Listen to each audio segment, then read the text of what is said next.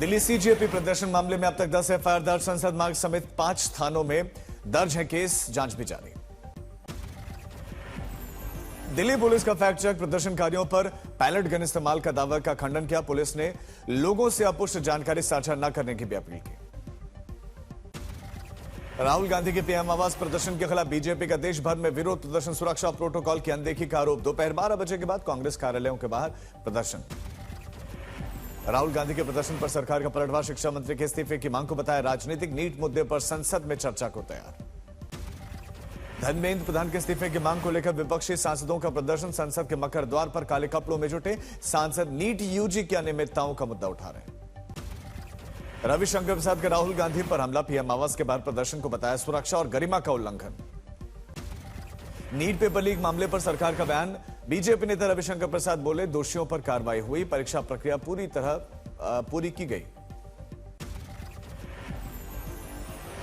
Delhi police कार्रवाई पर रविशंकर प्रसाद का बयान, कहा कि कानून व्यवस्था बनाए रखने के लिए एक्शन जरूरी था। जयराम रमेश ने धर्मेंद्र प्रधान का इस्तीफा भी मांगा। एनटीए की कार्यप्रणाली और परीक्षा विवादों को लेकर भी आरोप लगाए। नीट यूजी और यूजीसी नेट पेपर लीक पर कांग्रेस का हल्ला बोल, जयराम रमेश बोले कि एनटीए की लगातार विफलता, कई पेपर लीक और परीक्षाएं रद्द होने का दावा। सोनम वांगचुक फिलहाल गुरुग्राम के मेदांता अस्पताल में भर्ती। सूत्रों के मुताबिक स्वास्थ्य मंत्री जेपी नड्डा ने सोनम वांगचुक से की मुलाकात। राहुल गांधी ने जारी किया वीडियो संदेश, कहा शिक्षा मंत्री धर्मेंद्र प्रधान इस्तीफा दें। आगे कहा पीएम गृह मंत्री को माफी मांगनी चाहिए।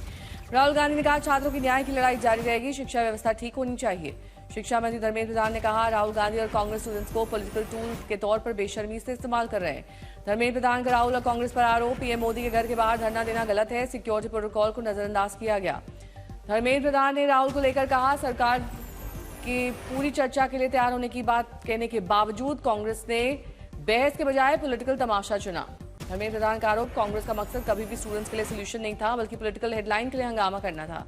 पवन खेड़ा ने पोस्ट साझा कर कहा युवा मुद्दों पर संसद में बहस और छात्रों पर दर्ज मामलों की वापसी की मांग की। राहुल गांधी समेत विपक्षी नेताओं की हिरासत पर शशि थरूर का हमला, बोले असहमति को पुलिस कार्रवाई से नहीं दबा सकती सरकार।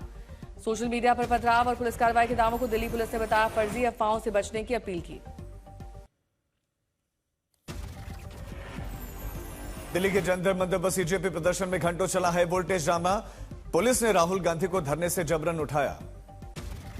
जंतर मंतर पर सीजेपी के प्रदर्शन में प्रियंका, अखिलेश यादव समेत कई बड़े नेता पहुंचे। दिल्ली पुलिस ने जगह को खाली करवाकर सभी को बस में लेकर गई। मोदी सरकार पर राहुल और प्रियंका का बड़ा हमला लोकतंत्र के लिए बताया खतरनाक।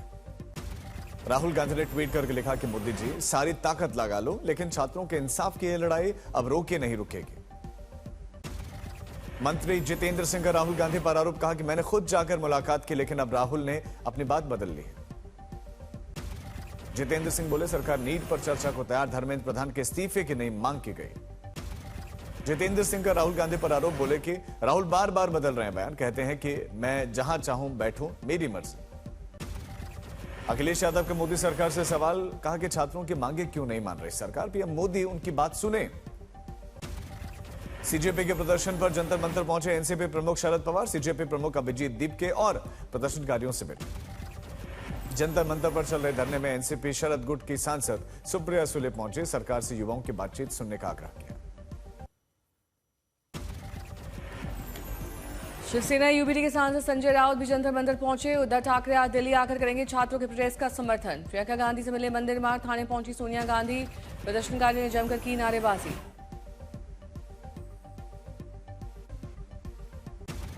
जंतर मंतर पहुंची महुआ मोइत्रा ने पीएम मोदी अमित शाह पर साधा निशाना, कहा मोदी और शाह उन लोगों से निपटना नहीं जानते जो उनसे नहीं डरते। आम आदमी पार्टी संयोजक अरविंद केजरीवाल जंतर मंतर पहुंचे, साथ में आदिशी, सौरभ भारद्वाज और संजय सिंह रहे मौजूद। राहुल के धरने को आपने बताया बीजेपी से मिली विगत, कहा सीजेपी के प्रदर्शन को कमजोर करने की साजिश। सिक्किम लैंडस्लाइड में मरने वालों का आंकड़ा 20, 5 लोग अभी भी फंसे हुए हैं। मुख्यमंत्री कार्यालय के अनुसार प्रधानमंत्री मोदी ने हादसे पर गहरा दुख व्यक्त किया है। राहत एवं बचाव अभियान पर सीएम तामांग की लगातार नजर, बचाव कार्य में जुटे सभी अधिकारियों और कर्मियों से साहस की तारीफ। नामची जिला प्रशासन, SDRF, NDRF, Sikkim police, fire और इमरजेंसी सर्विस, स्वास्थ्य विभाग और अन्य संबंधित विभागों के साथ मिलकर लगातार ऑपरेशन चला रहा है। टनल दुर्घटना की वजह का पता लगाने के लिए एक स्पेशल इन्वेस्टिगेशन टीम का किया गया गठन। मृतक के परिवारों के लिए 4 लाख रुपए और घायलों के लिए 50,000 रुपए का मुआवजे राशि का ऐलान।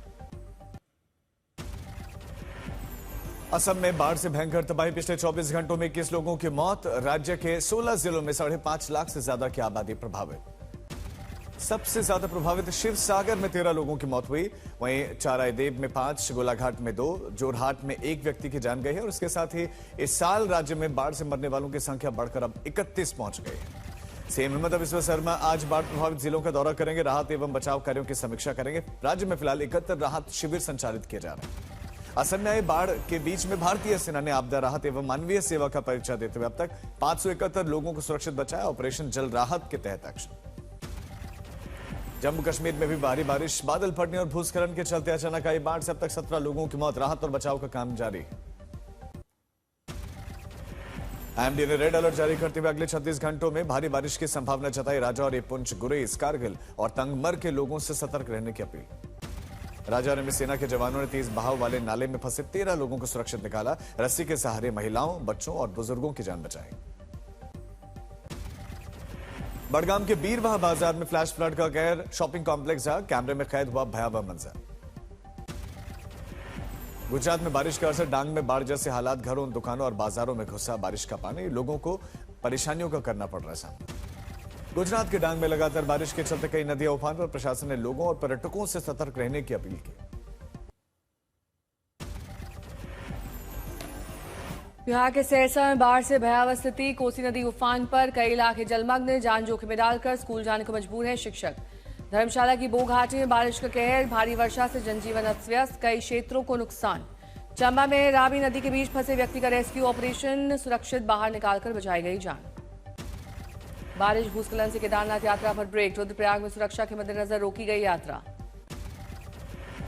लगातार बारिश से अमरनाथ यात्रा स्थगित। खराब मौसम के चलते श्रद्धालुओं की आवाजाही रोकी गई। दिल्ली एनसीआर में सुबह से ही झमाझम बारिश। मौसम हुआ सुहाना, लोगों को मिली उमस से राहत। दिल्ली एनसीआर मौसम विभाग ने 3 दिन का येलो अलर्ट जारी किया। मध्यम से भारी बारिश का पूर्वानुमान। देहरादून के विकासनगर में गोना नदी के सैलाब में बहा स्कूटी सवार। युवकों ने जान जोखिम में डालकर बचाई जान। पहाड़ों पर हो रही बारिश से गंगा में बढ़ा जलस्तर। वाराणसी में डूबने लगी घाटों की सीढ़ियां, मंदिर और मूर्तियां। एनडीआरएफ और पीएसी को हाई अलर्ट पर रखा गया है।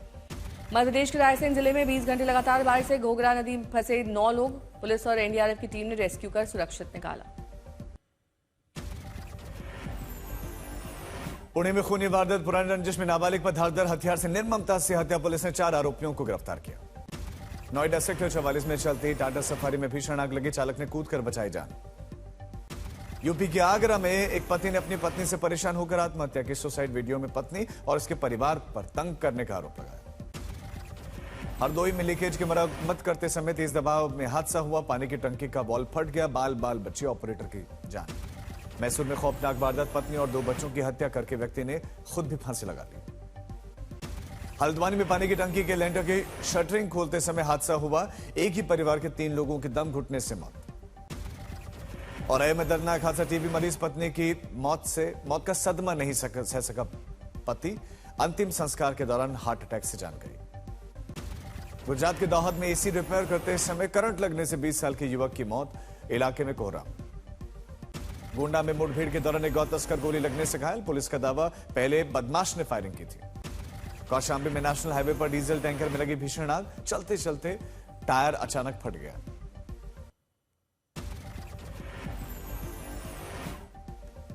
महाराष्ट्र के बीड़ में एनसीपी शरद पवार गुट नेता के कार्यालय में लगाई गई आग। सीसीटीवी में कैद हुई घटना। जांच में जुट गई है पुलिस। महाराष्ट्र के कोला में अलंकार मार्केट में भीषण आग। इलेक्ट्रॉनिक की 3 दुकानें जलकर राख। लाखों का नुकसान। पश्चिमी दिल्ली के फतेहनगर इलाके में एक मकान में लगी आग। फटे सिलेंडर, जल गई कई गाड़ियां। कोई हताहत नहीं।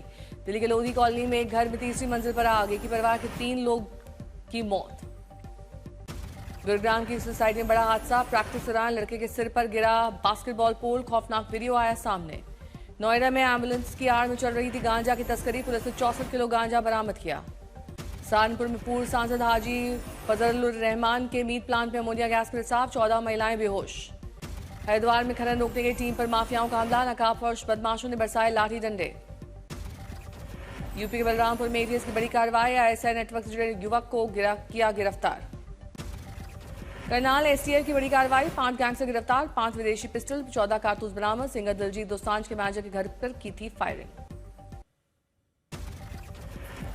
भारतीय नौसेना को मिला स्वदेशी युद्धपोत मालवन। कर्नाटक के कारवार में हुआ भव्य समारोह। वायुसेना अध्यक्ष अमरप्रीत सिंह की मौजूदगी में कमीशन हुआ। भारत के आत्मनिर्भर भारत विजन का बेहतरीन उदाहरण वॉरशिप मालवन है। इसके निर्माण में 80% से ज्यादा स्वदेशी पुर्जे और तकनीक का इस्तेमाल हुआ है। कांवड़ यात्रा के दौरान बजने वाले डीजे गानों पर अब सहारनपुर पुलिस का शिकंजा। डीजे पेन ड्राइव की होगी पूरी जांच। केवल मंजूर किए गए भक्ति गीत ही बजाने की इजाजत। उत्तराखंड के टिहरी गढ़वाल में प्रशासन ने कांवड़ मेला की तैयारियां शुरू की। श्रद्धालुओं के लिए सभी जरूरी इंतजाम के निर्देश। 30 जुलाई से लगने वाले देवघर श्रावणी मेले की तैयारियां जारी। झारखंड के स्वास्थ्य मंत्री ने तैयारियों का जायजा लिया। अगले महीने होने वाले FIH men's hockey world cup के लिए 20 मेंबर्स की भारतीय टीम का ऐलान। बेल्जियम और नीदरलैंड्स में होंगे मुकाबले। अनुभवी रैकफ्लिकर हरमनप्रीत सिंह होंगे कप्तान। डिफेंडर अमनदीप लकड़ा, मिडफील्डर राजकुमार पाल, रविचंद्र सिंह और फॉरवर्ड सेल्वम कार्थी टीम से बाहर हुए। भारतीय टीम 15 अगस्त को वेल्स के खिलाफ शुरू करेगी अपना अभियान। 19 अगस्त को चिर प्रतिद्वंदी पाकिस्तान से मुकाबला। 23 जुलाई से शुरू होगी भारत और जिम्बाब्वे के बीच में 3 मैचों की T20 सीरीज। आयरलैंड और इंग्लैंड से T20 सीरीज हारने के बाद अब ये सीरीज अहम। BCCI ने घरेलू टूर्नामेंट और भारत में खेले जाने वाले इंटरनेशनल मैचों के टाइटल स्पॉन्सरशिप राइट्स के लिए जारी किया टेंडर। अगस्त में खत्म हो रहा है मौजूदा स्पॉन्सर का करार। ईरान ने कुवैत में अमेरिका के 3 सबसे बड़े सैन्य अड्डों पर बड़े हमले का किया दावा। कुवैत के अरफजान, कैंप ब्यूरिंग और अहमद अल जाबेर एयरबेस पर मौजूद अमेरिकी बेस पर किया गया हमला। ईरानी सेना ने पड़ोसी देशों में मौजूद अमेरिकी ठिकानों पर किया बड़ा हमला। जॉर्डन, बहरीन समेत कुछ और देशों में मौजूद अमेरिकी सैन्य अड्डों को बनाया निशाना। यमन की हुतियों की शिपिंग कंपनियों को दी चेतावनी, कहा सऊदी बंदरगाहों पर माल लोड या अनलोड करने से बचें। गाजा में इजरायल का भीषण हवाई हमला, एक ही परिवार के 6 लोगों की मौत।